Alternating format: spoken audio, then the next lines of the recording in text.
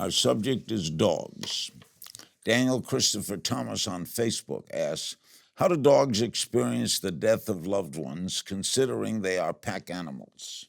Go ahead. I mean, I think, they completely mourn those losses. And they just, in a lot of ways that we do. And you'll see them be sad. You'll see them be depressed. Now, I see this all the time as a veterinarian where a family will bring in their pet and there's no really obvious issues, but they're just mopey, they're just sad, they're just slow.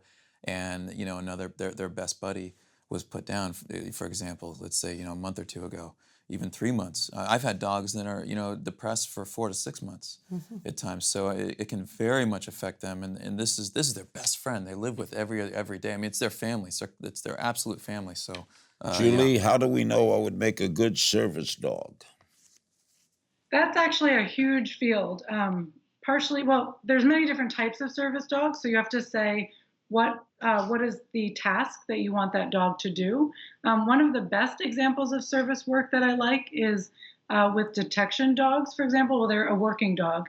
Very often, people who want a detection dog, they can just go to the shelter and get a really high energy, high drive dog who wants to play with balls, because that's exactly what detection work is. And they will take that dog, train them to do that work. Service dogs, if you're doing guiding eyes or hearing dogs for the deaf, they do have these really intricate breeding programs. But what's interesting is their success rate is not always so great. And so there's a huge line of research trying to explore not just genetics, but also early maternal environment. So how the mother, how the dam behaves, how that affects who becomes a guide dog and who makes it. Early experience in the puppy raiser's home. So it's really an interesting kind of combination of genetics, but also early life experience that helps them either become that service dog or helps, they fail to become it.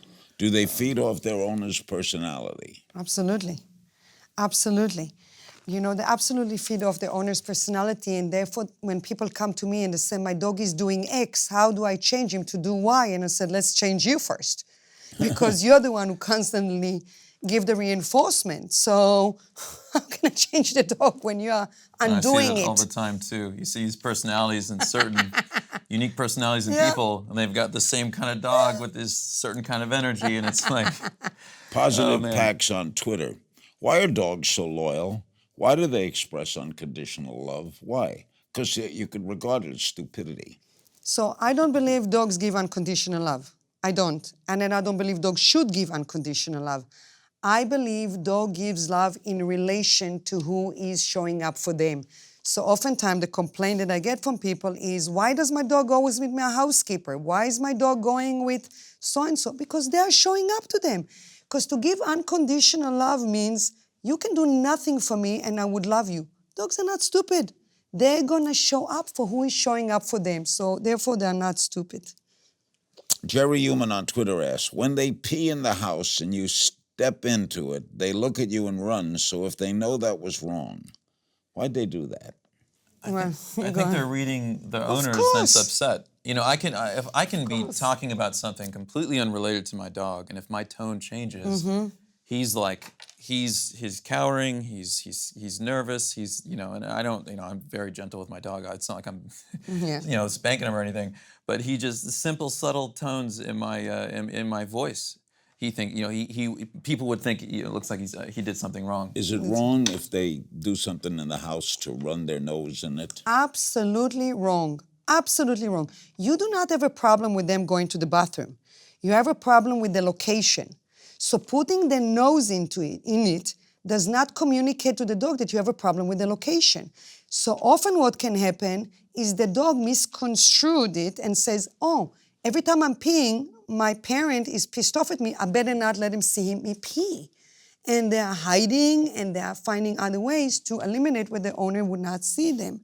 So wrong. We never, ever, ever put the sensitive nose into them going to the bathroom. They can smell it from so far away. You don't have to put it. And another thing, to make an association, a dog, you have to do it within 2 seconds. So if they peed in the house when you were out of the house, and then you go put their nose in it, they have no idea. That's the last thing they're going to learn from that experience. What do they do when they sniffle along the ground? Reading emails, reading P-mails. Females, yeah. They're reading females. They're reading pheromones and urine from other pets, exactly. Darren Wade on Facebook. Do canines speak with body language? Of course, huge. Humans communicate with body language 55% of the time, and we have words. So can you imagine for dogs, that is the main way of communication, body language, face expression, sounds. Julie, are we learning a lot more all the time? It's amazing. I mean, this field of understanding the behavioral and mechanisms behind the dog-human relationship really started in the late 1990s. We were doing research on them before, but trying to understand these biological and behavioral underpinnings, we can't stop learning. So it's a wonderful field to be in, and I think it's really helping our relationship and our ability to provide for them and what they need. So it's a really exciting field. Never miss a beat. Subscribe to Larry King now and watch new episodes every day.